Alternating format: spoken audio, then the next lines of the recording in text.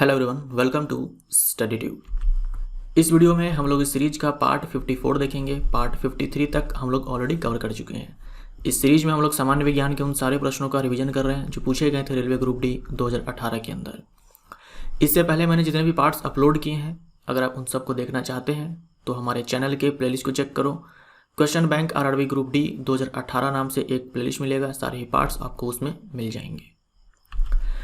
हम लोगों ने अब तक इस पूरी सीरीज में कवर किया है 1690 MCQs। आज हम लोग इससे आगे बढ़ेंगे। एक वस्तु है जिसको ऊपर की ओर फेंका जाता है और यह 100 मीटर की ऊंचाई तक जाती है और फिर फेंकने वाले के पास वापस आ जाती है, तो इनमें से कौन सही है यह बताना है। वस्तु को ऊपर फेंका गया, 100 मीटर की दूरी तक ये वस्तु चली है, यानी कि 100 मीटर की ऊंचाई तक ये चली है, उसके बाद ये वापस आ गई है। तो 100 मीटर ऊपर जाने में और 100 मीटर नीचे आने में कुल दूरी कितनी चली? 200 मीटर। 200 मीटर कुल दूरी है, लेकिन विस्थापन तो शून्य हो जाएगा, डिस्प्लेसमेंट 0 हो जाएगा, क्योंकि जिसने फेंका वो वस्तु उसी के पास वापस आ चुकी है। तो जब भी अंतिम स्थिति और प्रारंभिक स्थिति एक समान हो तो विस्थापन शून्य हो जाता है। वस्तु का वास्तविक विस्थापन शून्य है। डी हमारा आंसर हो जाएगा। जीव जगत का 5 वर्गों में वर्गीकरण किसने किया था? 5 जगत वर्गीकरण ये दिया था RH विट्टिकर ने। RH विट्टिकर, बी हमारा आंसर हो जाएगा। अरस्तु को जीव विज्ञान का जनक कहा जाता है। लिनियस, इन्होंने दिया था 2 जगत वर्गीकरण और इन्हीं को कहा जाता है वर्गीकरण का जनक, यानी कि फादर ऑफ टैक्सोनॉमी कहे जाते हैं लिनियस। और 2 किंगडम क्लासिफिकेशन लिनियस ने दिया था। डार्विन ने दिया था प्राकृतिक चयन का सिद्धांत। पौधे का कौन सा हिस्सा घास में अलैंगिक रूप से प्रजनन करने के लिए विशेषीकृत होता है? देखो, जो घास है इसमें रनर होता है। घास में क्या होता है? रनर होता है। रनर ये क्या है? ये तना का रूपांतरण है। रनर जो है ये तना का रूपांतरण है। जैसे देखो, ये एक घास का प्लांट था, ये घास की जड़ है और यहाँ से एक तना जो है जमीन के समानांतर ऐसे चलता है, फिर जमीन को टच करेगा, वहाँ पर एक नया घास उग जाएगा। फिर इस घास से एक तना ऐसे जमीन के समानांतर चलेगा, फिर जमीन को जहाँ टच करेगा वहाँ पर एक नया घास उग जाएगा। तो यहाँ पर क्या हो रहा है कि तना से नया घास उग रहा है। तना से क्या हो रहा है? नए नए घास जो है यहाँ पर उग रहे हैं। तो ये है एक प्रकार का कायिक प्रवर्धन, जो कि अलैंगिक प्रजनन का ही प्रकार है। कायिक प्रवर्धन में क्या होता है? तना से, जड़ से, पत्तियों से नए प्लांट उग जाते हैं और इन्हीं को बोलते हैं अलैंगिक प्रजनन। निम्नलिखित में से कौन सा मिलान सही नहीं है? सही नहीं है। रक्त का pH 7.4 होता है, ये सही है। शुद्ध जल का pH 7 होता है, ना कि 7.4 होता है। तो बी हमारा आंसर हो जाएगा, ये गलत है। सिरके का pH और दूध का pH ये सही है। जैसे ही एक तरल पदार्थ की मुक्त सतह से गहराई कम होती है, तरल द्वारा डाला गया दबाव डैश। जैसे जैसे हम गहराई में जाएंगे, तरल द्वारा डाला गया दबाव बढ़ेगा और गहराई कम होने से दबाव कम हो जाता है। सी हमारा आंसर हो जाएगा। जैसे यहाँ देखिए, ये एक कंटेनर में पानी भरा हुआ है, मान लो कोई तरल है, पानी या कोई भी मान लो, ये मुक्त सरफेस है। मैं 2 पॉइंट यहाँ पे लेता हूँ, एक यहाँ पर पॉइंट A है और एक यहाँ पर पॉइंट B है। अगर मैं आपसे पूछूँ पॉइंट A पर इस तरल का दबाव ज़्यादा होगा या पॉइंट B पर, तो आपका आंसर होगा पॉइंट B पर ज़्यादा होगा। पॉइंट B पर इतने पानी का दबाव है, इतने पानी का दबाव है, जबकि पॉइंट A पर मात्र इतने पानी का दबाव है। तो जैसे जैसे हम गहराई में जाएंगे, पानी का या फिर जो भी तरल है उस तरल का दबाव बढ़ेगा और गहराई कम होने से दबाव कम हो जाता है। 2 गोले हैं हमारे पास, 2 गोले हैं हमारे पास। एक 30 किलोग्राम का है जो कि लोहे का गोला है, और एक दूसरा गोला एल्यूमिनियम का है जो कि 10.5 किलोग्राम का है। दोनों का व्यास बराबर है। दोनों को एक साथ खड़ी चट्टान से गिराया जाता है। जब वह भूमि से 10 मीटर दूरी पर हो तो उनका डैश समान होगा। दोनों के लिए g बराबर 9.8 मीटर पर सेकंड स्क्वायर ही होगा, क्योंकि g का जो मान है ये वस्तु के द्रव्यमान पर निर्भर नहीं करता। यहाँ जो त्वरण लिखा हुआ है, तो यहाँ पर इस त्वरण का मतलब गुरुत्वीय त्वरण है, ये समान होगा। वर्ग 3 के आवर्त 6 में, वर्ग 3 के आवर्त 6 में लैंथनम के साथ स्थित तत्वों को क्या कहा जाता है? लैंथनम का एटॉमिक नंबर 57 होता है। इसके साथ बाकी के जो सारे तत्व हैं उन सब को हम लोग एक साथ लैंथेनॉइड बोलते हैं, जो कि F ब्लॉक के अंदर आते हैं। ऐसे ही वर्ग 3 के आवर्त 7 में, वर्ग 3 के आवर्त 7 में एक्टिनियम के साथ बाकी सारे जो तत्व आते हैं उसे हम लोग एक्टिनॉइड बोलते हैं। ये दोनों ही जो सीरीज है एक्टिनॉइड और लेंथेनॉइड, ये एफ ब्लॉक के अंदर आते हैं। तने या जड़ का घेरा डैश के कारण बढ़ता है। 3 प्रकार के मेरिस्टेमेटिक टिश्यू होते हैं, विभाज्य ऊतक होते हैं। ये है शीर्षस्थ, ये है इंटरकैलरी यानी कि मध्य स्थित, और ये है लैटरल यानी कि पार्श्व विभाज्य ऊतक। ये जो पार्श्व विभाज्य ऊतक है इसी को हम लोग कैम्बियम भी बोलते हैं। और तने की जो मोटाई होती है, मोटाई जैसे मान लो एक आम का प्लांट है, जब वो छोटा होता है तो तना पतला होता है। जैसे जैसे ये जो पौधा है पुराना होते चला जाता है, एक बड़ा सा पेड़ बनता है, तो आप देखते होंगे कि जो तना होता है वो कितना मोटा हो जाता है। तो वो जो मोटाई है ये इसी लैटरल मेरिस्टेम के कारण होता है और इसी को हम लोग कैम्बियम बोलते हैं। तो हमारा आंसर यहाँ पर हो जाएगा ये बी। पादपों में जो द्वितीयक वृद्धि होती है, सेकेंडरी ग्रोथ हम जिसे बोलते हैं, ये इसी कैम्बियम के कारण या फिर बोल दो लैटरल मेरिस्टेम के कारण होता है। एक तत्व है M जिसका परमाणु द्रव्यमान इतना ग्राम दे रखा है, तो परमाणु द्रव्यमान आपको बताना है। देखो ग्राम में इतना दे रखा है तो आपको बताना है AMU में, ठीक है, एटॉमिक मास यूनिट में। एक रिलेशन जो कि मैंने आपको पहले भी बताया हुआ है कि 1 MU बराबर इतना ग्राम होता है। 1 MU बराबर इतना ग्राम होता है, तो इतने ग्राम में कितना MU हो जाएगा। क्या करना है आपको, इस वाले में भाग लगा देना है, इस वाले में भाग लगा देना है, इस वाले से 1.66 इंटू 10⁻⁻24 से सॉल्व करके आप देखेंगे तो आपका आंसर डी आएगा। इस सवाल का जवाब आप देंगे कमेंट बॉक्स में। ये सवाल आप खुद बनाइएगा। पिछले वीडियो में मैंने आपसे इस तरह के सवाल डिस्कस किए थे, दो सवाल डिस्कस किए थे, तो इस सवाल को आप खुद ही बनाएंगे। इस सवाल को आप पढ़िए, संवेग संरक्षण के सिद्धांत पर आधारित है और इसका आंसर बताइए। M द्रव्यमान की एक गेंद का P गति के साथ आगे बढ़ रही है, गेंद की गतिज ऊर्जा कितनी होगी। गतिज ऊर्जा बराबर ये होता है 12 mv²। यहाँ पर देखो M के स्थान पर तो M ही है, M द्रव्यमान, V के जगह पर यहाँ पर आपको P दे रखा है तो ये p² हो जाएगा। तो mp² बट्टे में 2 हो जाएगा, बाई में 2 हो जाएगा, जो कि आंसर में एक भी नहीं है। इसमें से कोई भी आंसर सही नहीं है। मान लीजिए ये P संवेग होता, तो हमारा आंसर p² बट्टे में 2m हो जाता और हमारा आंसर यहाँ पर D हो जाता। जब ये P संवेग होता तो p² बाई में 2m, लेकिन हमें बोल रखा है कि P गति है, तो गति अगर है P तो आंसर ये होना चाहिए, लेकिन इस विकल्प में एक भी नहीं है, तो मैं इसमें से कोई भी आंसर टिक नहीं मारूंगा। आप ये दोनों ही फॉर्मूला ध्यान में रखना, ये तो आपको याद होता ही है। संवेग अगर दिया हो तो आप इस वाले फॉर्मूले का इस्तेमाल करेंगे। गुरुत्वाकर्षण के वैश्विक सिद्धांत को किसने प्रस्तुत किया, यानी गुरुत्वाकर्षण का जो नियम होता है वो किसने दिया, ये दिया न्यूटन ने। मैग्नीशियम रिबन एक चमकदार सफेद लौ के साथ जलता है और एक डैश रंगीन पाउडर में बदल जाता है। मैग्नीशियम रिबन को जलाने पर सफेद रंग का पाउडर प्राप्त होता है, वो जो पाउडर होता है वो मैग्नीशियम ऑक्साइड होता है। तो हमारा आंसर यहाँ पर सफ़ेद हो जाएगा। वाइट कलर का पाउडर मिलता है जो कि मैग्नीशियम ऑक्साइड का होता है। मैग्नीशियम ऑक्साइड ये जल में घुलनशील होता है, ये जो ऑक्साइड है ये जल में घुलनशील होता है। जल में घुलने के बाद ये मैग्नीशियम हाइड्रोक्साइड बनाता है, जिसे हम लोग मिल्क ऑफ मैग्नीशिया भी बोलते हैं। एंटासिड के रूप में इसका इस्तेमाल होता है।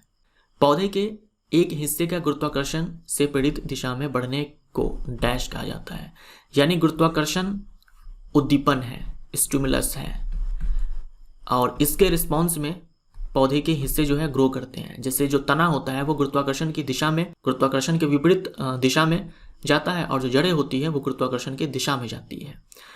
तो उद्दीपन यहाँ पर गुरुत्वाकर्षण है, तब हम बोलेंगे उस मूवमेंट को जियोट्रॉपिज्म।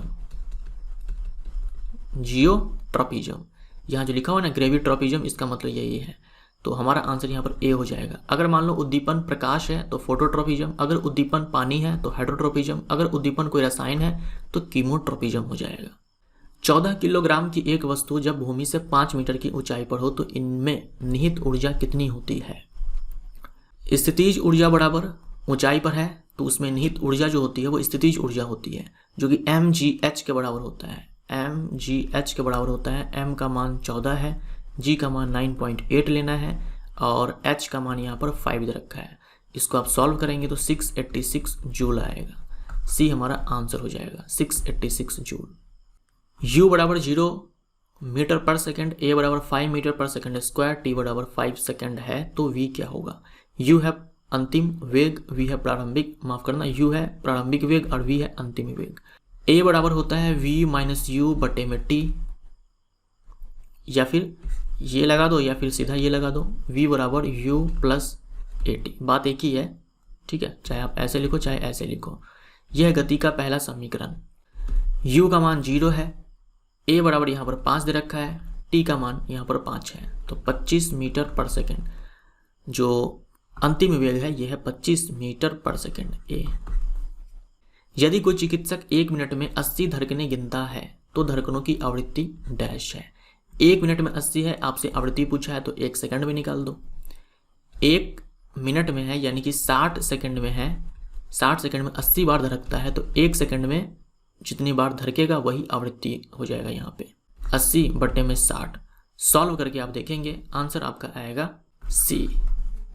परमाणु त्रिज्या एक समूह में डैश और आवर्त में डैश। परमाणु त्रिज्या एक समूह में, यहाँ पर एक समूह में जो बोल रखा है तो आपको यहाँ पर ये मानकर चलना पड़ेगा कि समूह में ऊपर से नीचे आने पर परमाणु त्रिज्या यानी कि परमाणु का जो आकार है ये बढ़ता है, और हम आवर्त में जब हम बाएं से दाएं जाते हैं तब यही आकार जो है घटता है। तो समूह में जो परमाणु त्रिज्या है ये बढ़ती है और आवर्त में घटती है, तो बी आंसर। विद्युत आवेश की एसआई इकाई है, एसआई यूनिट क्या है? इलेक्ट्रिक चार्ज के लिए कूलम होता है, कूलम कैपिटल सी से दिखाते हैं। एम्पियर ये विद्युत धारा के लिए एसआई मात्रक है, वाट है शक्ति के लिए, पावर के लिए, और ओम हो गया प्रतिरोध के लिए। निम्नलिखित में से कौन सा पादप प्रोटिस्टा यानी कि प्रोटिस्टा जगत से संबंधित नहीं है? प्रोटिस्टा जगत के अंदर डायटम, युग्लिना, अमीबा ये सारे आते हैं। ईस्ट यानी कि खमीर जो कि कवक है, तो ये कवक जगत के अंदर आएगा। निम्नलिखित में से किस विकल्प में कार्बन के रवाहीन यानी कि अक्रिस्टलीय अपरूप है? कार्बन के पास दो तरह के अपरूप हैं, एक है क्रिस्टलाइन और एक है एमॉर्फस। एमॉर्फस को ही हम लोग यहाँ पर जो लिखा हुआ है अक्रिस्टलीय ये बोलते हैं। क्रिस्टलाइन में डायमंड हो गया, ग्रेफाइट हो गया, फुलरीन हो गया, ये सारे आते हैं क्रिस्टलाइन के अंदर। और एमॉर्फस के अंदर देखो इस प्रकार से डिवाइड किया गया है। यहाँ देखो कोक लिखा हुआ है, कोक हो गया, कोयला, काजल यानी कि लैम्प ब्लैक, और गन्ने का कोयला यानी कि सुगर चारकोल। ठीक है, यहाँ पर जो गन्ने का कोयला लिखा हुआ है इसका मतलब यहाँ पर आपको समझना पड़ेगा सुगर चारकोल। सी हमारा यहाँ पर आंसर हो जाएगा। कैम्बियम को डैश भी कहा जाता है। अभी मैंने आपसे कहा कैम्बियम को हम लोग शीर्षस्थ विभज्य उत्तक, माफ करना, पार्श्व विभज्य उत्तक भी कहते हैं। इसके कारण क्या होता है? गर्त बढ़ती है, मोटाई बढ़ती है, तने की मोटाई बढ़ती है। ये कैम्बियम जो है ये अनुपस्थित होता है एक बीजपत्री पादप में, मोनोकॉट्स के अंदर। आधुनिक आवर्त सारणी का पहला तत्व निम्नलिखित में से कौन सा है? आधुनिक आवर्त सारणी का पहला तत्व हाइड्रोजन है। सी आंसर हो जाएगा हाइड्रोजन, परमाणु संख्या 1, परमाणु संख्या 1। कार्बन के निम्नलिखित अपरूपों में से विषम को चुने। कोक, चारकोल, कार्बन ब्लैक, ये सारे क्या है? एमॉर्फस है, अक्रिस्टलीय है, ग्रेफाइट क्रिस्टलीय है।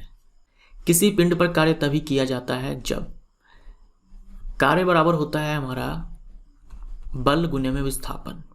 अगर किसी वस्तु पर बल कार्य करे तो क्या इसका मतलब कार्य किया गया? ऐसा नहीं है। मान लीजिए आप दीवार को धक्का लगा रहे हैं, यानी दीवार पे आप बल लगा रहे हैं, लेकिन दीवार में कोई विस्थापन नहीं हुआ, इसका मतलब आपने कोई कार्य नहीं किया, चाहे आप बल लगाएं उसके बावजूद भी, तो ये आंसर नहीं होगा। मान लीजिए आपने बल लगाया और वस्तु विस्थापित हो भी गया, तो भी जरूरी नहीं है कि कार्य हुआ। डिपेंड करता है कि जो बल है और जो विस्थापन है उसके बीच में एंगल क्या है। अगर एंगल 90 डिग्री हो जाए तो कार्य नहीं होगा, कार्य 0 हो जाएगा। तो वहाँ विस्थापन होता है तो कार्य हो, ये भी कहना जरूरी नहीं है। हाँ, अगर वस्तु की एनर्जी में, ऊर्जा में आप वृद्धि कर देते हो तो इसका मतलब कहा जाएगा कि आपने कार्य किया है, तो ए हमारा आंसर हो जाएगा। हीमोफीलिया क्या है? हीमोफीलिया एक आनुवंशिक बीमारी है। हीमोफीलिया एक आनुवंशिक बीमारी है। इसमें जो ब्लड क्लॉटिंग होता है, यानी रक्त का जो थक्का जमना होता है, ये बंद हो जाता है। रक्त का थक्का नहीं बनता है हीमोफीलिया बीमारी के अंदर, ये एक आनुवंशिक बीमारी है।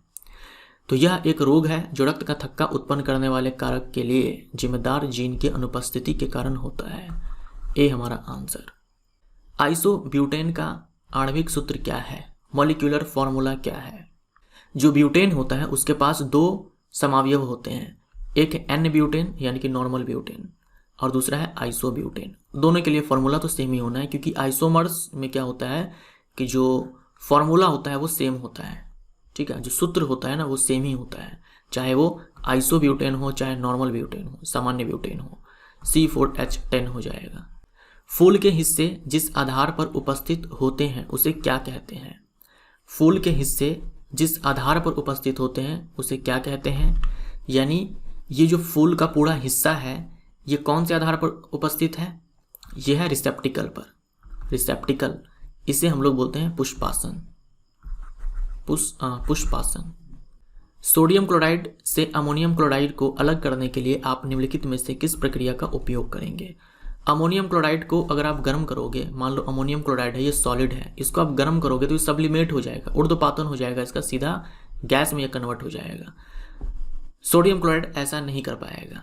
तो सोडियम क्लोराइड अमोनियम क्लोराइड दोनों अगर मिक्स है तो आप क्या करो, दोनों को गर्म करो, अमोनियम क्लोराइड जो है ये भाप में बदल जाएगा, सोडियम क्लोराइड रह जाएगा, तो ये अलग हो जाएंगे, ऊर्ध्वपातन या सब्लिमेशन। डैश में एक ओर से दूसरी ओर जाने पर तत्वों के संयोजी इलेक्ट्रॉन में वृद्धि होती है। एक समूह में संयोजी इलेक्ट्रॉन एक समान होती है। एक समूह में अगर हम बात करें, जैसे कि मान लो ग्रुप नंबर 1 जो है हमारा, उसके पास उसमें जो भी तत्व है उन सब के लिए संयोजी इलेक्ट्रॉन सेम ही होते हैं। यानी इसमें जो लिथियम है, सोडियम है, पोटेशियम है, रुबिडियम है, सीजियम है, फ्रांसियम है, इन सब में क्या है, संयोजी इलेक्ट्रॉन सेम ही है, एक है। जब हम आवर्त में जाएंगे बाएं से दाएं तो संयोजी इलेक्ट्रॉन में वृद्धि होती है। हमारा आंसर यहाँ पर आवर्त हो जाएगा, जो कि नहीं दिया हुआ है, पंक्ति यानी कि आवर्त होता है। निम्नलिखित में से कौन सा क्षार क्रिस्टलीकरण में पानी नहीं रखता? Washing soda Na2CO3.10H2। यहाँ पर देखो वाटर मॉलिक्यूल है, हमसे बोल रहा है कि किसमें पानी नहीं होता है। जिप्सम का होता है calcium sulphate dihydrate. Baking soda होता है NaHCO3। ब्लू विट्रोल यानी कि कॉपर सल्फेट पेंटाहाइड्रेट, ये होता है CuSO4.5H2। तो इसमें पानी है, इसमें पानी है, बेकिंग सोडा में नहीं होता है। सी हमारा आंसर हो जाएगा। एक बस विश्राम अवस्था से चलना शुरू करती है और नियत त्वरण से एक पहाड़ी से उतरती है। यदि 10 सेकंड में 200 मीटर दूरी तय करती है तो इसका त्वरण क्या है? U बराबर 0 हो जाएगा, लिखा हुआ है विश्राम अवस्था से चलना शुरू करती है। त्वरण बराबर होता है V-U/T। हमें V नहीं पता है तो V निकाल लेते हैं। V बराबर हो जाएगा दूरी बट्टे में समय। 200, ये जो दूरी है यहाँ पर विस्थापन भी हो जाएगा, विस्थापन बराबर दूरी हो जाएगा, तो विस्थापन बट्टे में समय आप बोल सकते हो 10, तो ये यहाँ पर 20 आ गया। अब लगाते हैं इस फॉर्मूले में, 20 माइनस में 0 हो जाएगा यहाँ पर, और बट्टे में टाइम टोटल 10 सेकंड लगा है तो 10 हो जाएगा, 2 मीटर पर सेकंड स्क्वायर हो जाएगा, 2 मीटर पर सेकंड स्क्वायर। ग्लास या शीशे को काटने और चट्टानों की ड्रिलिंग के लिए उपयोग किए जाने वाले उपकरणों में कार्बन के कौन से अपरूप का उपयोग किया जाता है? कार्बन का ये क्रिस्टलीय अपरूप है और यह है हीरा। हीरे में जो चमक होती है वो होती है प्रकाश के पूर्ण आंतरिक परिवर्तन के कारण, टोटल इंटरनल रिफ्लेक्शन के कारण, पूर्ण आंतरिक परिवर्तन के कारण। सार्वत्रिक सूचक के संबंध में निम्न में से कौन सा कथन सत्य नहीं है? pH स्केल के बारे में बोला है, जो सार्वत्रिक सूचक होता है उसके बारे में बताना है कि कौन सही नहीं है। सार्वत्रिक सूचक विभिन्न प्रकार के सूचकों का मिश्रण है, ये सही है। सार्वत्रिक सूचक का प्रयोग अम्ल या क्षारों की प्रबलता का पता लगाने में किया जाता है, ये भी सही है। सार्वत्रिक सूचक विलयन में अलग अलग हाइड्रोजन आयन सांद्रताओं पर अलग अलग रंग दिखाता है, ये भी सही है। ये सारे सही है यूनिवर्सल इंडिकेटर के लिए। सार्वत्रिक सूचक विभिन्न धातुओं और अधातुओं का मिश्रण है, ये गलत है, तो डी हमारा आंसर। तत्व K के पास अपनी बाहरी कक्षा में 7 इलेक्ट्रॉन है। तत्व M में इसकी बाहरी कक्षा में 4 इलेक्ट्रॉन है। K और M तत्वों के परमाणु के बीच किस तरह का बॉन्ड, ठीक है, बॉन्ड बनाया जाएगा और उनसे बने यौगिक का सूत्र क्या होगा। एक है K और दूसरा है M। बोल रखा है K के पास अपनी बाहरी कक्षा में 7 इलेक्ट्रॉन है, इसके बाहरी कक्षा में 7 इलेक्ट्रॉन है, यानी कि इसको चाहिए 1 इलेक्ट्रॉन और अपना ऑक्टेट पूरा करने के लिए। इसको अपना ऑक्टेट पूरा करने के लिए 1 इलेक्ट्रॉन चाहिए। तो आप ऐसा करो, K के स्थान पर कोई आप तत्व सोच लो जो कि ऐसा ही होता है, यानी बाहरी कोश में 7 इलेक्ट्रॉन होते हैं। तो जैसे कि क्लोरीन हो गया, है ना, जैसे कि क्लोरीन हो गया। M के बाहरी कक्षा में 4 इलेक्ट्रॉन है, M के बाहरी कक्षा में 4 इलेक्ट्रॉन है, यानी कि 4 इलेक्ट्रॉन इसको चाहिए बाह्यतम कक्षा में 8 इलेक्ट्रॉन पूरे करने के लिए, जैसे कि कार्बन। अब इन दोनों से कौन सा सूत्र मिलेगा और किस प्रकार का बॉन्ड होगा। तो CCl4 होता है टेट्राक्लोरोमीथेन, तो यहाँ भी क्या हो जाएगा, MK4 हो जाएगा, MK4 हो जाएगा और सह संयोजक अबंध होता है। देखिए कार्बन के पास 4 इलेक्ट्रॉन है, इसको 4 इलेक्ट्रॉन और चाहिए अपने बाह्यतम कोश में 8 इलेक्ट्रॉन पूरा करने के लिए। क्लोरीन को तो बस 1 इलेक्ट्रॉन चाहिए, जैसे ये क्लोरीन है तो इसके बाह्यतम कोश में 7 इलेक्ट्रॉन है, इसके बाह्यतम कोश में 7 इलेक्ट्रॉन है, 1 इलेक्ट्रॉन और चाहिए, 8 पूरा हो जाएगा। मैं यहाँ C मान रहा हूँ, आप MK मानकर बना सकते हो, चलो मैं MK ही मान लेता हूँ, ठीक है। यहाँ पर M है, इसके बाह्यतम कोश में 4 इलेक्ट्रॉन है, ये मैंने यहाँ पर इलेक्ट्रॉन बना दिया। क्लोरीन के बाह्यतम कोश में 7 इलेक्ट्रॉन है, तो 1 इलेक्ट्रॉन इसको और चाहिए, तो क्लोरीन का इलेक्ट्रॉन मैं यहाँ पे लिखता हूँ, 1 3 हो गया, 2 4 5 और 2 7, ये देखो मैंने लिख दिया यहाँ पे क्लोरीन का। ऐसे ही यहाँ पर हम लिखेंगे, क्योंकि हमें इसका भी ऑक्टेट पूरा करना है। यहाँ पर जो बॉन्ड बनेगा, इससे क्या होगा ना कि अब इस M के पास 5 इलेक्ट्रॉन आ चुके हैं बाह्यतम कोश में, लेकिन इसको तो 3 और चाहिए, टोटल 8 पूरा करना है ना। क्लोरीन का ये वाला काम पूरा हो चुका है, क्लोरीन अपना ऑक्टेट कंप्लीट कर चुका है, लेकिन यहाँ पर सिर्फ एक क्लोरीन के साथ बॉन्ड बनाने से M का ऑक्टेट पूरा नहीं हुआ है, इसके बाह्यतम कोश में अभी 5 ही इलेक्ट्रॉन हुए हैं। तो यहाँ पर 1 इलेक्ट्रॉन मैंने इस क्लोरीन का वापस से लिख दिया, तो यहाँ पर बनेगा बॉन्ड 1, ठीक है। ऐसे ही क्लोरीन यहाँ पे आएगा, ये 7 इलेक्ट्रॉन, एक यहाँ पे बॉन्ड बनेगा, ऐसे यहाँ पे बनेगा। अब देखो 2 4 6 8, M का भी ऑक्टेट पूरा हो चुका है और हर क्लोरीन का भी ऑक्टेट पूरा हो चुका है, यानी कि अच्छा मैंने यहाँ पर क्लोरीन लिख दिया, माफ़ करना। आप यहाँ पर क्या करेंगे, K लिखेंगे, ठीक है, K लिखेंगे आप यहाँ पर, K, यानी संरचना कुछ इस प्रकार से, M के साथ ये K, M के साथ ये K, इलेक्ट्रॉनों की साझेदारी हुई यहाँ पर, तो ये सह संयोजक अबंध है। फॉर्मूला MK4 हो जाएगा, आंसर हमारा D हो जाएगा। एक समूह में आयनीकरण ऊर्जा डैश और एक समूह में इलेक्ट्रॉन अबंध डैश। देखो ग्रुप में, जब हम ग्रुप में ऊपर से नीचे आते हैं तो जो आयोनाइजेशन एनर्जी होती है ये घटती है, और जो इलेक्ट्रॉन एफिनिटी होता है यानी कि इलेक्ट्रॉन बंधुता ये भी घटता है। तो आंसर हमारा बी हो जाएगा। ऐसा क्यों होता है? परमाणु के आकार के बढ़ने के कारण होता है कि ये दोनों ही घटते हैं। यदि किसी मशीन को तेल लगाकर चिकना बनाया जाए तो क्या होगा? इससे मशीन की यांत्रिक सक्षमता बढ़ जाती है, यानी कि जो मैकेनिकल एफिशिएंसी है, काम करने की जो एफिशिएंसी है ये बढ़ जाती है। कार्य करने की दर या ऊर्जा हस्तांतरण की दर को डैश कहते हैं। कार्य करने की दर या ऊर्जा हस्तांतरण की दर को हम लोग शक्ति कहते हैं। पावर बराबर होता है ऊर्जा हस्तांतरण की दर या फिर कार्य करने की दर।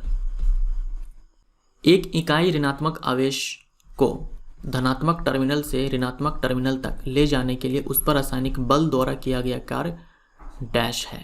इसे बोलते हैं विद्युत वाहक बल। बी हमारा आंसर हो जाएगा। ये परिभाषा है विद्युत वाहक बल के लिए, ये आप याद रख सकते हो कि इकाई ऋणात्मक आवेश को नेगेटिव यूनिट चार्ज को पॉजिटिव टर्मिनल से नेगेटिव टर्मिनल तक ले जाने के लिए उस पर जो केमिकल फोर्स लगाया जाता है उसके द्वारा किया गया कार्य क्या होता है? इसे हम लोग विद्युत वाहक बल बोलते हैं, ईएमएफ बोलते हैं। इलेक्ट्रोमोटिव फोर्स इसका जो यूनिट होता है वो वोल्ट होता है। ठीक है, यूनिट क्या होता है? वोल्ट। ऐसा है मतलब वोल्ट होता है। अदिति 800 मीटर के एक वृत्ताकार पथ पर दौड़कर 50 सेकंड में आरंभिक बिंदु पर पहुंच जाती है।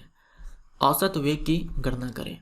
वेग बराबर विस्थापन बट्टे में समय होता है। विस्थापन बट्टे में समय होता है वेग बराबर।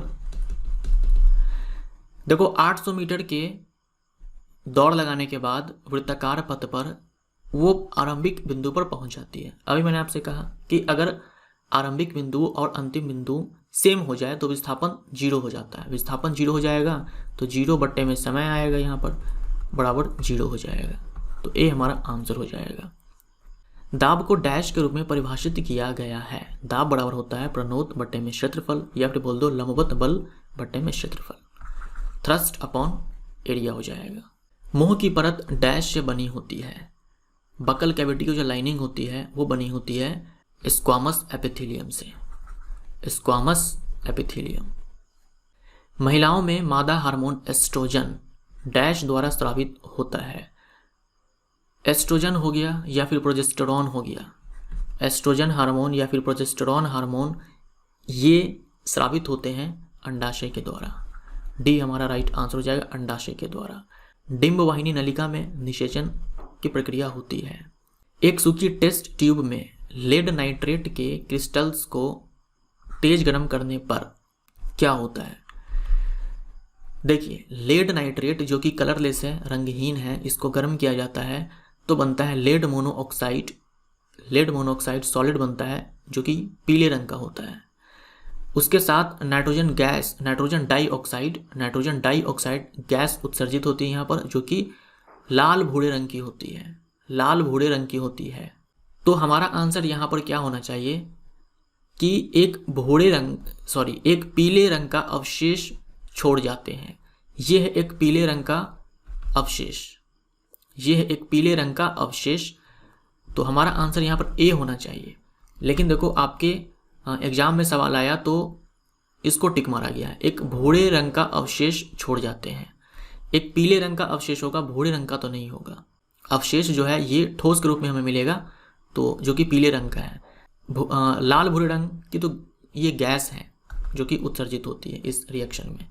तो ए हमारा आंसर हो जाएगा। लेकिन बोर्ड की तरफ से देखो यहाँ पर बी आंसर टिक किया गया है।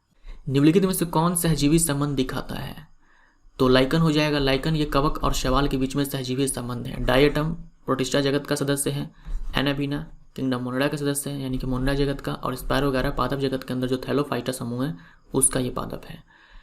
हमारा आंसर यहाँ पर लाइकन हो जाएगा। आपसे मेरा एक सवाल है कि जो उच्च पादप होता है, हायर प्लांट्स और कवक यानी कि फंजाई, इनके बीच जो सहजीवीय संबंध है उसे हम लोग क्या बोलते हैं। कमेंट करके आंसर दीजिए, उसे हम क्या बोलते हैं। उच्च पादप और कवक के बीच जो सहजीवीय संबंध होता है, सिम्बायोटिक एसोसिएशन होता है, उसे हम क्या बोलते हैं। जैसे यहाँ है ना, शैवाल और कवक के बीच जो सहजीवीय संबंध है उसे हम लाइकन बोलते हैं। ऐसे बताना यहाँ पर क्या बोलते हैं। जब कोई आदमी दीवार को धक्का दे लेकिन इसे विस्थापित करने में विफल रहे तो यह डैश करता है, कार्य नहीं करता है। बिल्कुल कोई कार्य नहीं, क्योंकि विस्थापन हुआ ही नहीं। बिल्कुल मंद श्रव्य ध्वनि का तीव्रता स्तर क्या है। बिल्कुल मंद यानी कि बहुत ही लो साउंड है। शव है यानी कि सुन सकते हैं, तो इसकी तीव्रता स्तर क्या है, 0 डेसिबल। ठीक है, 0 डेसिबल। डैश बीज के 3 भाग है। बीज के 3 भाग है मूलांकुर, प्रांकुर और बीजपत्र। मूलांकुर से जड़ विकसित होती है, प्रांकुर से तना विकसित होता है, बीजपत्र का काम होता है भोजन को संचित करना। बिजली का झटका निम्नलिखित में से किसका एक संयुक्त प्रभाव है। बिजली का झटका ये एक संयुक्त प्रभाव है विभवांतर और विद्युत धारा का। तो हमारा आंसर केवल ए और बी होगा। कार्बन का कौन सा समस्थानिक रेडियोधर्मी होता है और रेडियो कार्बन डेटिंग के लिए उपयोग किया जाता है। तो कार्बन का जो ये समस्थानिक है ये रेडियोधर्मी होता है। तो ए हमारा आंसर। विस्थापन ज्ञात करने के लिए हमें प्रारंभिक स्थिति से अंतिम स्थिति तक एक डैश बनाना होगा। इनमें से क्या बनाना होगा, सीधी रेखा बनाना होगा। जैसे देखिए, ये मान लो कि प्रारंभिक स्थिति है, पहले कोई वस्तु यहाँ पे था, बाद में देखो ऐसे चल करके यहाँ पे पहुँचा। तो अगर आपको दूरी बताना है तो आपको क्या करना पड़ेगा, ये सारे मापने पड़ेंगे कि भाई कितना चला। लेकिन अगर आपको विस्थापन ज्ञात करना है तो आपको न्यूनतम दूरी ढूंढना है यहाँ पे कि न्यूनतम दूरी कौन सा है। यहाँ से यहाँ अगर आप लाइन मिला दो, एक सीधी रेखा खींच दो यहाँ पर, तो यही हमें न्यूनतम दूरी मिल जाएगा और यही हो जाएगा विस्थापन। तो विस्थापन ढूंढने के लिए हमें अंतिम स्थिति और प्रारंभिक स्थिति के बीच में न्यूनतम दूरी ढूंढना पड़ता है, वही विस्थापन हो जाता है। तो मान लीजिए ये वस्तु ए से चला था, वापस ए पर ही आ जाता तो न्यूनतम दूरी 0 हो जाता। जैसे मैंने एक गेंद को ऊपर की ओर फेंका, वापस गेंद मेरे हाथ में चला आया तो न्यूनतम दूरी 0, तो विस्थापन 0। लेकिन डिस्टेंस कभी भी 0 नहीं होगा। अगर थोड़ा सा भी वस्तु चला है तो दूरी कभी भी 0 नहीं हो सकती है। अंडप के नीचे हिस्से के फूल भाग को डैश कहा जाता है। अंडप के निचले हिस्से, यहाँ पर आपको समझना है, ठीक है, निचले हिस्से के फूल के भाग को डैश कहा जाता है। अंडप क्या होता है? अंडप होता है फूल का मादा प्रजनन भाग, फूल का मादा प्रजनन भाग। इसे बोलते हैं वर्तिकाग्र, जिसे अंग्रेजी में बोलते हैं स्टिग्मा। ये होता है वर्तिका, जिसे बोलते हैं स्टाइल, और ये ओवरी, जिसे बोलते हैं अंडाशय। ये तीनों मिल करके कहलाते हैं अंडप, जिसे अंग्रेजी में बोलते हैं कार्पल, या फिर इसी को बोलते हैं पिस्टिल। तो सबसे निचला जो हिस्सा है ये है अंडाशय, ओवरी। निम्नलिखित में से कौन सा कथन ध्वनि तरंगों और प्रकाश तरंग के बारे में सही है? ध्वनि तरंग जो कि अनुदैर्घ्य तरंग है, प्रकाश तरंग जो कि अनुप्रस्थ तरंग है। तो ध्वनि तरंग अनुदैर्घ्य होती है और प्रकाश तरंग अनुप्रस्थ होती है।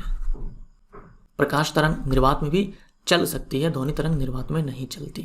निम्नलिखित का मिलान करें। डाल्टन ने सबसे पहले तत्वों को दिखाने के लिए चिन्हों का प्रयोग किया था, यानी सबसे पहले जो सिंबल देने का काम किया था वो डाल्टन ने दिया था। लेकिन अब जो हम लोग यूज करते हैं सिंबल, जैसे कार्बन के लिए कैपिटल C दिखाते हैं, मैग्नीशियम के लिए Mg दिखाते हैं, ये जो सिंबल है ये बर्जीलियस ने दिया है। डाल्टन का अलग टाइप का सिंबल हुआ करता था, लेकिन सबसे पहले जो है डाल्टन ने ही दिया। तो A के साथ हम मिलाएंगे 3 को, A के साथ हम लोग मिलाएंगे 3 को, और कैलियम यानी कि पोटेशियम का ही लैटिन नाम है कैलियम। तो C के साथ हम मिलाएंगे यहाँ पर 2 को। तो देख लो यहाँ पर A के साथ 3 ढूंढो, A के साथ 3 यहाँ है, यानी कि D नहीं होगा, A नहीं होगा। C के साथ 2 देखो, C के साथ 2 यहाँ है, तो B हमारा आंसर हो जाएगा। डैश प्रोटीन संकुचित और शिथिल होता है जिसके कारण पेशियां गतिमान होती है। हम लोग पेशियों को गतिमान कर पाते हैं संकुचनशील प्रोटीन के कारण। आप इन प्रोटीन्स का नाम भी ध्यान में रखो, एक्टिन और मायोसिन। एक्टिन और मायोसिन ये 2 प्रोटीन्स होते हैं जिनके कारण हम लोग पेशियों को गतिमान कर सकते हैं। यही एक्टिन मायोसिन जो है ये कॉन्ट्रैक्ट और रिलैक्स करते हैं। निम्नलिखित में से कौन सा कथन सत्य है?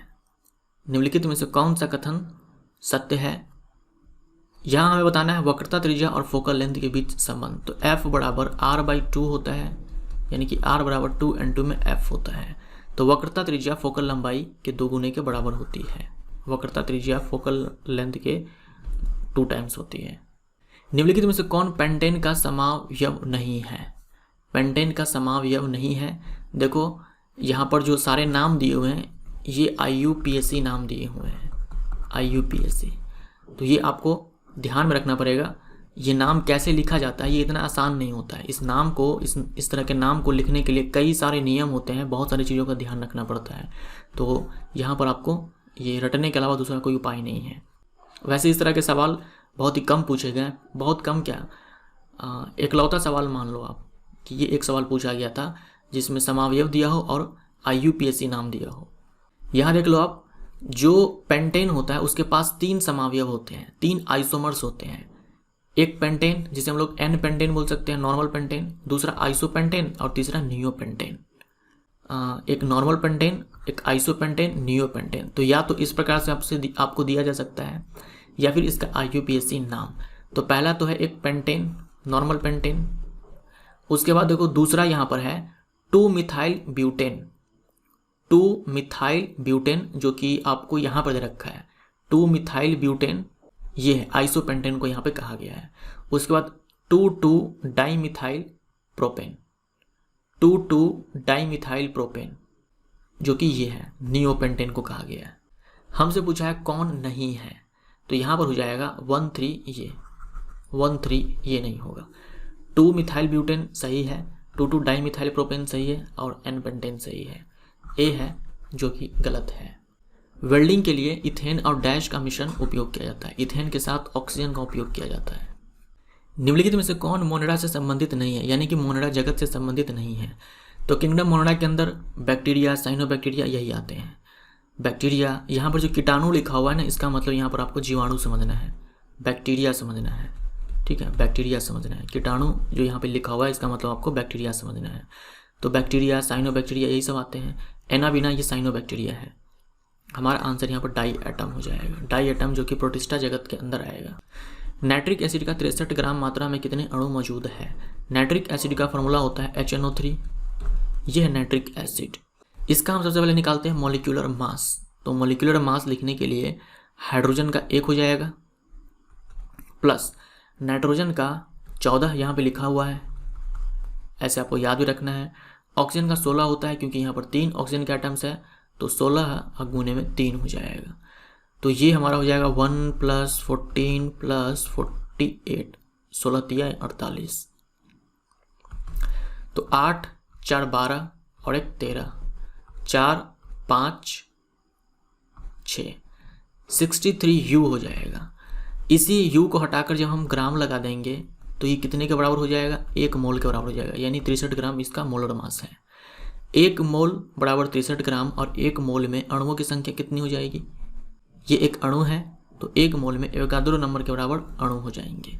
6.022 10⁻23। डी हमारा आंसर।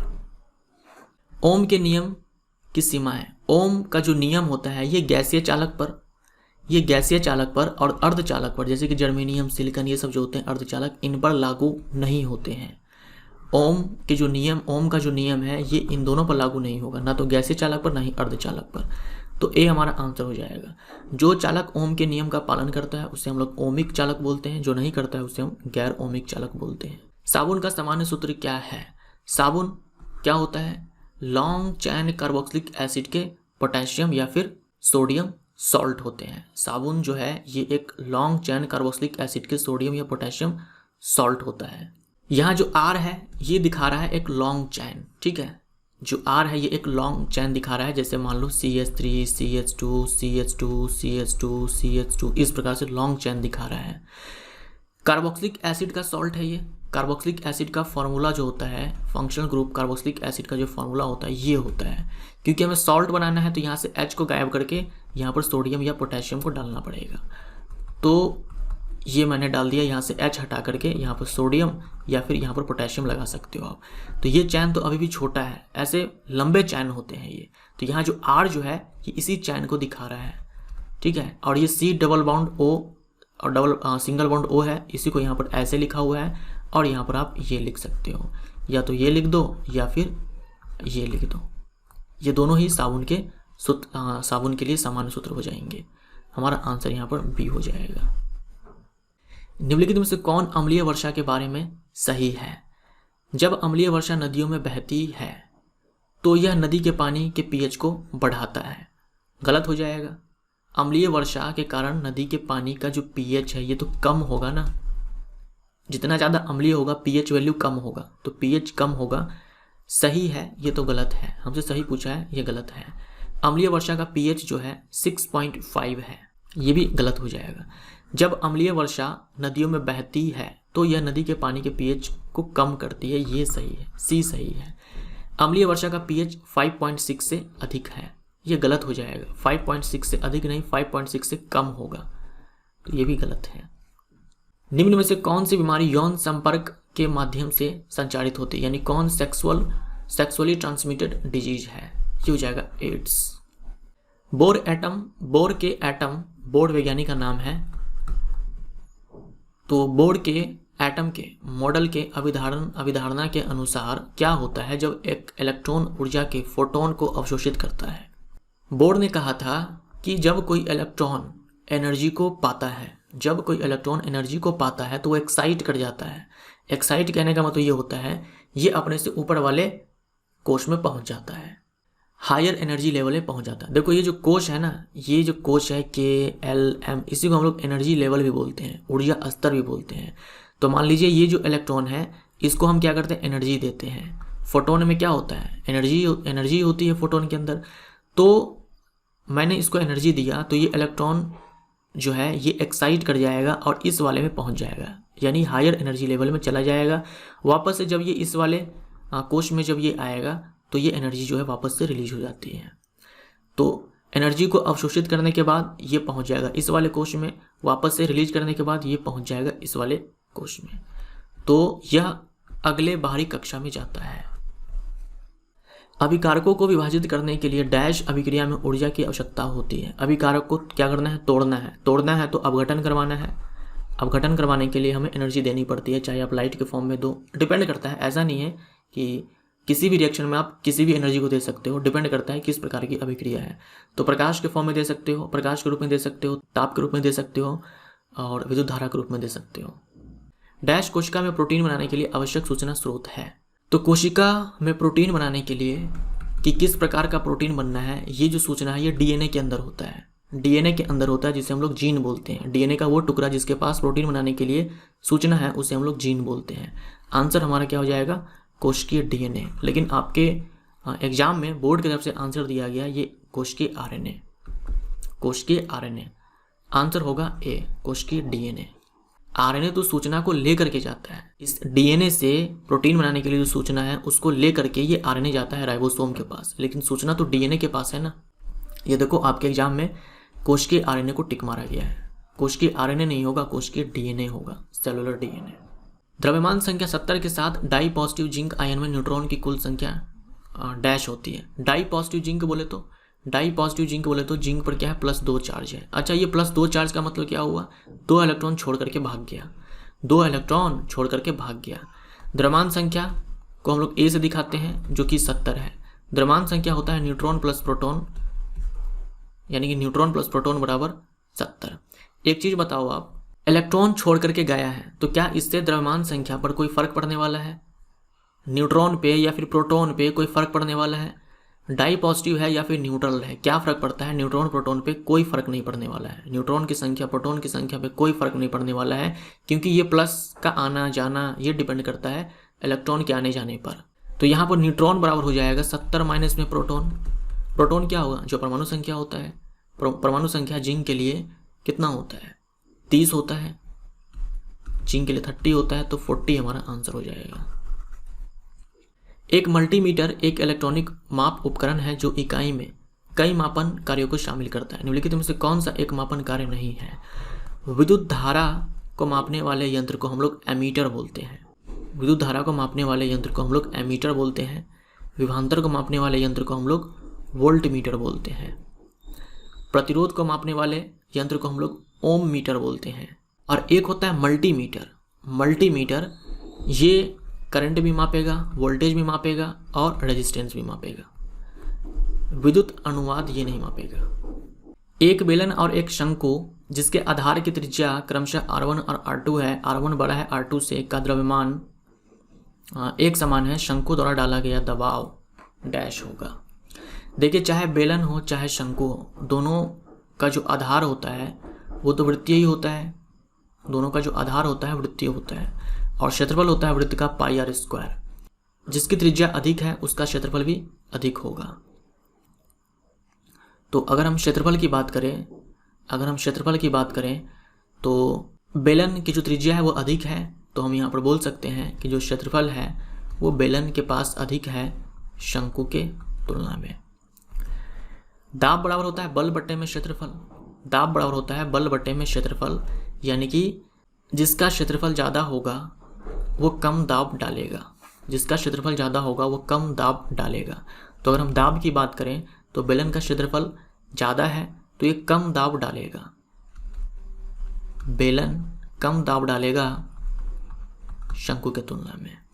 तो शंकु द्वारा डाला गया दाब अधिक होगा बेलन से अधिक होगा। इन चार में से आपको एक विषम ढूंढना है बाकी तीन से। बैरोमीटर, एमीटर, स्क्रू गेज, ये सारे उपकरण हैं जो कुछ न कुछ मापते हैं। बैरोमीटर से वायुमंडलीय दबाव मापा जाता है, एमीटर से विद्युत धारा, स्क्रू गेज का इस्तेमाल किया जाता है थिकनेस को मापने के लिए। थिकनेस को मापने के लिए पतली से पतली चीज़ों का जो थिकनेस होता है उसको मापने के लिए। जैसे मान लो आपके पास कोई पेज है, ठीक है, तो उसकी मोटाई कितनी है उसको मापने के लिए स्क्रू गेज का इस्तेमाल किया जा सकता है। कोई प्लास्टिक है उसकी मोटाई कितनी है, कोई तार है, पतली सी तार है, उसकी डायमीटर कितनी है, तो इन सब के लिए स्क्रू गेज का इस्तेमाल किया जाता है। लंबाई क्या है, एक यूनिट है, तो डी हमारा आंसर। लंबाई जो है यूनिट नहीं है, लंबाई जो है ये आपका एक भौतिक राशि है, ठीक है, लंबाई एक भौतिक राशि है, फिजिकल क्वांटिटी है। निम्नलिखित कथन पूरा करें। मोनोस्ट्रस, मोनोस्ट्रस होता है, मोनोस्ट्रस होता है। मोनोस्ट्रस ये ऐसे जानवर होते हैं जो एक वर्ष में केवल एक बार प्रजनन करते हैं। एक वर्ष में जो केवल एक बार प्रजनन करते हैं उस जानवर को मोनोस्ट्रस बोलते हैं। मोनो का मतलब एक होता है। निष्क्रिय गैसें डैश समूह में होती है। निष्क्रिय गैसें समूह 18 के अंदर आते हैं। इसी को हम लोग 0 ग्रुप बोलते हैं और इसी को हम लोग 8A बोलते हैं, 8A बोलते हैं। निम्नलिखित में से कौन प्रजातियों की संख्या को बनाए रखने और उनकी विलुप्तता को रोकने के लिए आवश्यक है? प्रजातियों की संख्या बनाए रखना है, इसके लिए प्रजनन करना जरूरी है, बच्चे पैदा करना जरूरी है। आप उस जीव को किस जगत में रखेंगे जो एक कोशिकीय, यूकैरियोटिक या सुकेंद्रीय और प्रकाश संश्लेषक है? एक कोशिकीय यूनिसेलुलर है, यूकैरियोटिक है और उनके पास क्या है, ट्रू न्यूक्लियस है। केंद्रकी यानी कि वास्तविक नाभिक है। एक कोशिकीय है, यूकैरियोटिक है, वास्तविक नाभिक है। यह है किंगडम प्रोटिस्टा, प्रोटिस्टा जगत। मोनाडा के अंदर एक कोशिकीय तो है लेकिन यूकैरियोटिक नहीं है, प्रोकैरियोटिक होते हैं वो, यानी कि वास्तविक नाभिक इनके पास नहीं है। कवक ये बहुकोशिकीय होते हैं, प्लांट बहुकोशिकीय होते हैं। निम्न में से कौन सबसे कम अभिक्रियाशील है? सबसे कम अभिक्रियाशील है, यहाँ देखो मरकरी है, इन सब में सबसे नीचे क्या है, मरकरी है, तो मरकरी इनमें सबसे कम अभिक्रियाशील है। किसी वस्तु पर किया गया कार्य डैश पर निर्भर नहीं करता। किसी वस्तु पर किया गया कार्य बल पर निर्भर करेगा, विस्थापन पर निर्भर करेगा, उनके बीच जो एंगल है उस पर डिपेंड करेगा, यानी इन तीनों पर डिपेंड करेगा, इस पर डिपेंड नहीं करेगा। पृथ्वी की ओर मुक्त रूप से गिरने वाले पिंड की कुल ऊर्जा में क्या परिवर्तन होगा? कुल ऊर्जा में कोई परिवर्तन नहीं होगा, कुल ऊर्जा में कोई परिवर्तन नहीं होगा। कुल ऊर्जा यहाँ पर क्या है, कुल ऊर्जा यहाँ पर है स्थितिज ऊर्जा प्लस में गतिज ऊर्जा, तो ये नियत रहती है।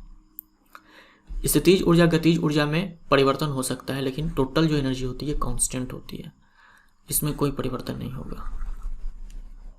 एक गतिमान कार अपने आरंभिक वेग से 4 गुना वेग प्राप्त करती है। आरंभिक वेग से 4 गुना वेग प्राप्त करती है। इस प्रक्रिया के दौरान इसके स्थितिज ऊर्जा में क्या परिवर्तन होगा?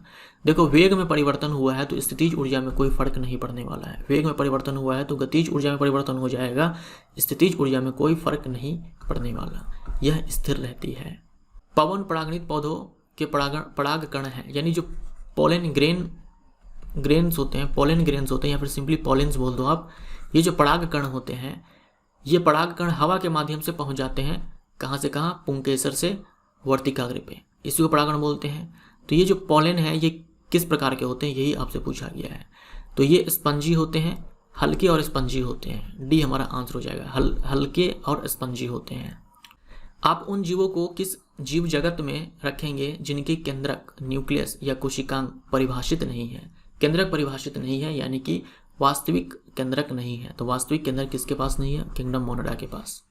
एक संतुलित रासायनिक अभिक्रिया निम्न में से किसके अतिरिक्त अन्य सभी की व्याख्या करती है? एक संतुलित रासायनिक अभिक्रिया अभिकारकों और उत्पादन के अणुओं को अभिक्रिया प्रदान करती है, सही है। यह चिन्हों और सूत्रों के माध्यम से अभिकारकों और उत्पाद के बारे में जानकारी देती है, ये भी सही है। यह परमाणुओं और अणुओं की संरचना दर्शाती है, गलत हो जाएगा। रासायनिक अभिक्रिया से हमें ये नहीं मालूम चलता कि अणुओं की संरचना किस प्रकार से है या फिर परमाणुओं की संरचना किस प्रकार से है।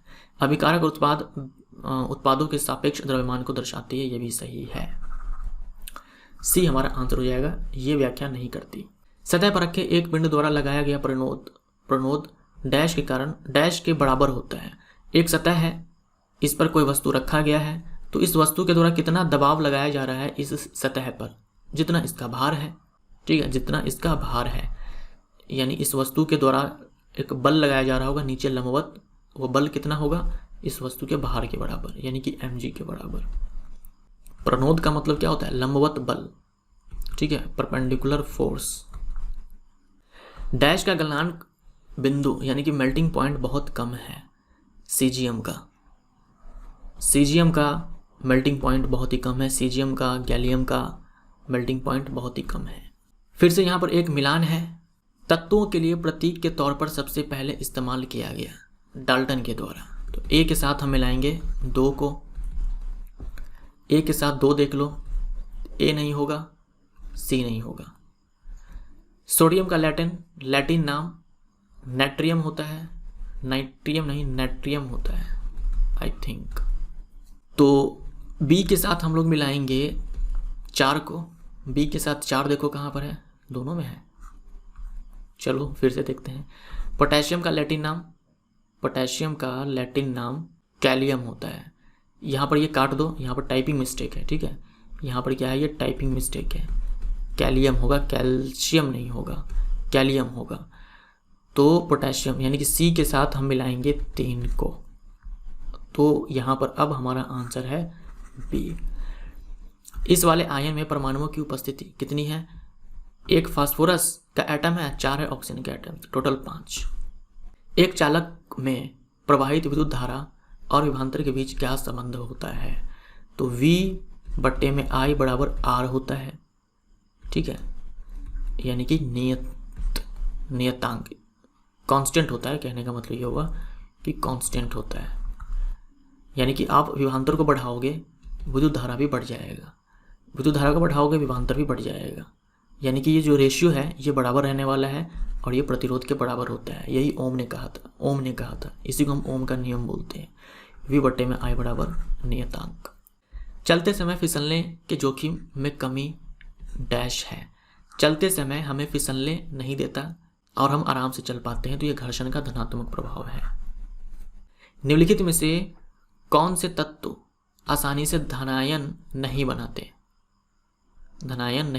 हैं? क्रोमियम है, मैग्नीज है, लोहा है, सिलिकॉन है। लोहा हो जाएगा यहाँ पर। ये सारे धातु हैं, तो धातुओं के पास तो ये खासियत है कि वो धनायन बनाते हैं, इलेक्ट्रोपॉजिटिव होते हैं धातु। सिलिकॉन ये उपधातु है, तो डी हमारा आंसर हो जाएगा। सिल्वर पर डैश की कोटिंग संक्षारण का एक उदाहरण है। तो सिल्वर के ऊपर सिल्वर सल्फाइड की कोटिंग संक्षारण का उदाहरण है, और ये जो सिल्वर सल्फाइड की कोटिंग है ये ब्लैक रंग की होती है, काली। यदि किसी पिंड को लंबवत ऊर्ध्व दिशा में यानी ऊपर की दिशा में प्रक्षेपित किया जाए तो गति के उच्चतम बिंदु पर पिंड का वेग क्या होगा? कई बार मैं आपको बता चुका हूँ, जब हम किसी वस्तु को ऊपर फेंकते हैं तो मैक्सिमम हाइट पे पहुँचने के बाद जो वस्तु होता है उसका जो वेग होता है वो 0 हो जाता है, वेलोसिटी 0 हो जाता है, फाइनल वेलोसिटी 0 हो जाता है, अंतिम वेग 0 हो जाता है। समुद्र तल पर यानी कि सी लेवल पर वायुमंडलीय दबाव एटमॉस्फेरिक प्रेशर डैश वातावरण है, 1 एटीएम होता है, 1 एटीएम, ठीक है। एटीएम का मतलब यहाँ पर वातावरण है। निम्न में से कौन संवहनी पादप है? संवहनी पादप बोले तो वैस्कुलर प्लांट, यानी इनमें क्या होगा, जाइलम उत्तक और फ्लोएम उत्तक। तो देखो चारा बोल दो या फिर कारा बोल दो, ठीक है, चारा बोल दो या फिर कारा बोल दो, ये शैवाल है, और स्पायरोगारा शैवाल है, यूलोथ्रिक्स शैवाल है, ये सारे शैवाल हैं। ये सारे कौन से समूह के अंदर आते हैं?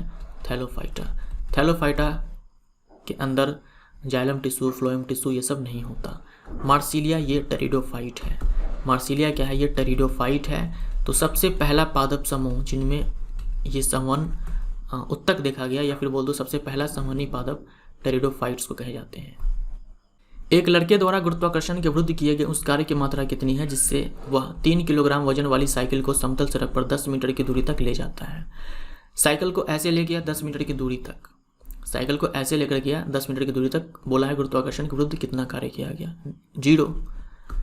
देखो जब हम क्षैतिज रूप से चलते हैं तो गुरुत्वाकर्षण के विरुद्ध किया गया कार्य 0 होता है।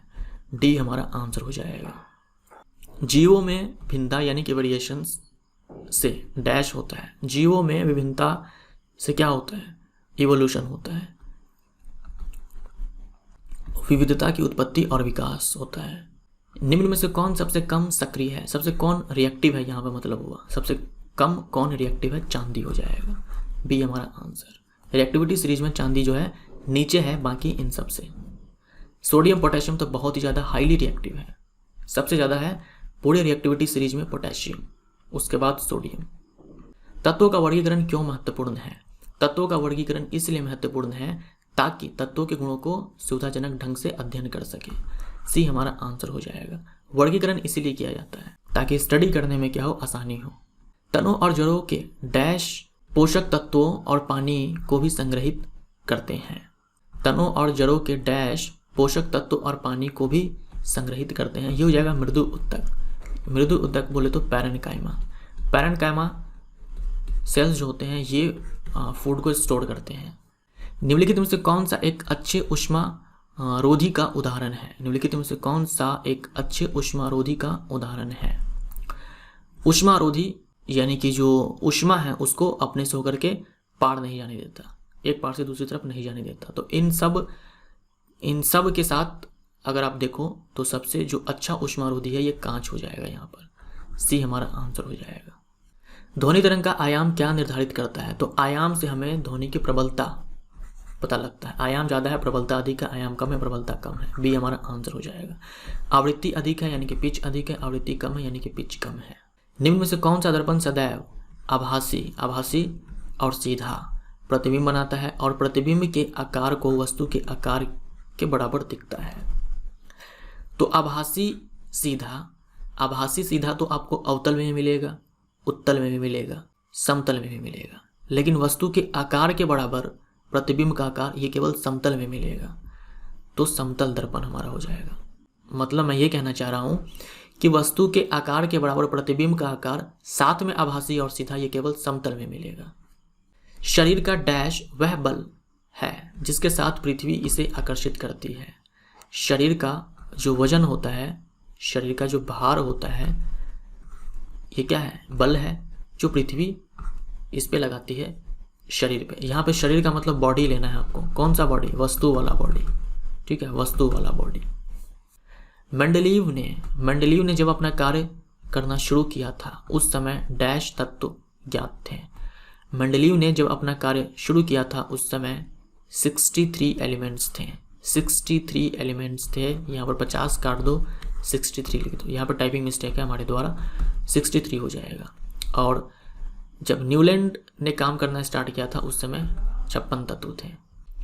जठर ग्रंथियाँ डैश की भित्ति में उपस्थित होती है। जठर ग्रंथियाँ जो कि HCl सिक्रेट करती है। HCl हो गया HCl हाइड्रोक्लोरिक एसिड, पेप्सिन हो गया म्यूकस, तो ये जो है ये उपस्थित होती है पेट यानी कि अमाशय की भित्ति में। पुष्प के प्रजनन भाग है। पुष्प के प्रजनन भाग है पुंकेसर और अंडप। पुंकेसर है नर प्रजनन भाग और अंडप मादा प्रजनन भाग। आधुनिक आवर्त सारणी में प्राकृतिक रूप से मिलने वाली कितनी अक्रिय गैस है? प्राकृतिक रूप से मिलने वाली अक्रिय गैस है हीलियम, नियोन, यानी कि ग्रुप नंबर 18 के हैं ये। Helium, neon, argon, krypton, xenon, radon. 1 2 3 4 5 6। आणविक विज्ञान में ऊर्जा को अक्सर डैश वोल्ट की इकाई में व्यक्त किया जाता है। इलेक्ट्रॉन वोल्ट के रूप में व्यक्त किया जाता है। 1 इलेक्ट्रॉन वोल्ट बराबर होता है 1.6 × 10⁻19 जूल। ये संबंध होता है, ये रिलेशन होता है, ये आप ध्यान में रखिएगा, ये इंपॉर्टेंट है। ये आयरन है, ये कॉपर सल्फेट है, ये फेरस सल्फेट है, ये कॉपर है। क्या हो रहा है इस अभिक्रिया के अंदर कि कॉपर सल्फेट विलयन से इस आयरन ने क्या करा? कॉपर को विस्थापित कर दिया। यानी धातुओं की जो क्रियाशीलता श्रेणी होती है, अगर आप उनमें देखेंगे तो आयरन आपको काफ़ी ऊपर मिलेगा कॉपर से। यानी आयरन जो है ज़्यादा सक्रिय है कॉपर की तुलना में, इसीलिए कॉपर सल्फेट के विलयन से कॉपर को आयरन विस्थापित कर देगा। तो कॉपर सल्फेट का जो विलयन होता है वो नीले रंग का होता है, ठीक है। और फेरस सल्फेट का जो विलयन होता है वो हरे रंग का होता है, हरा होता है। तो पहले विलयन नीला होगा, बाद में क्या होगा? अभिक्रिया के बाद वो हरा हो जाएगा क्योंकि फेरस सल्फेट बन जाएगा, कॉपर विस्थापित हो जाएगा। तो हमारा आंसर यहाँ पर विस्थापन हो जाएगा, ये विस्थापन अभिक्रिया है। तो ये था हमारा पार्ट नंबर 54। और ये यहाँ पर समाप्त होता है। ये हमारे टेलीग्राम चैनल का लिंक है, आप इस लिंक के माध्यम से टेलीग्राम चैनल को ज्वाइन कर सकते हो और इस QR कोड के माध्यम से भी ज्वाइन कर सकते हो। Thank you so much.